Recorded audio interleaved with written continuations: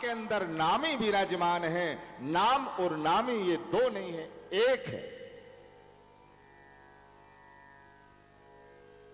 तो आचार्य संत सद्गुरुदेव कहते हैं वही नाम, चाहे कीर्तन के माध्यम से हो, चाहे वाणी पाठ के माध्यम से हो, चाहे माला झोरी लेकर के श्री हरदास श्री हरदास श्री हरदास श्री हरदास श्री हरदास। और जिस समय तुम्हारा ये श्री हरदास हृदय कुंज में प्रकट हो जाए, इस नाम रस का अनुभव हृदय में होने लगे, उसी दिन बिहारी जी दूर नहीं होंगे तुम्हारे सामने। नाम साधारण नहीं है, नाम अक्षर नहीं, कोई शब्द नहीं है, ये साक्षात श्यामा कुंज बिहारी बिहारन जो है। जैसे प्राण प्रिय हैं, ऐसे जब जीव को नाम प्रिय हो जाता है तो नामी से भी नहीं रहा जाता, निकुंज छोड़ करके अपने प्यारे भक्त से मिलने को ललायित हो जाता। ये नाम की महिमा, इस सब का सार है भैया। भोजन करने से,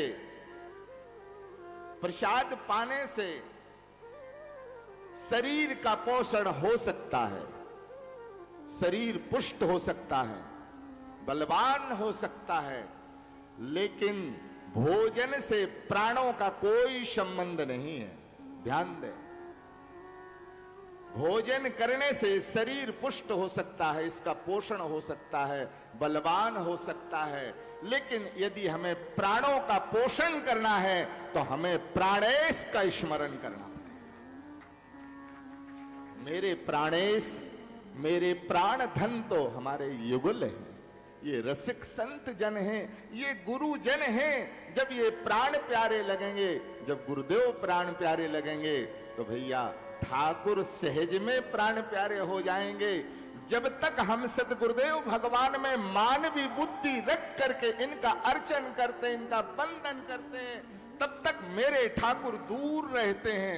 अब ये मानव नहीं है, जैसे निकुंज बिहारी मंदिर में विराजमान होकर के हम भक्तों को दर्शन देते हैं, ऐसे चलते फिरते मेरे सतगुरुदेव भगवान जीवों का कल्याण करते।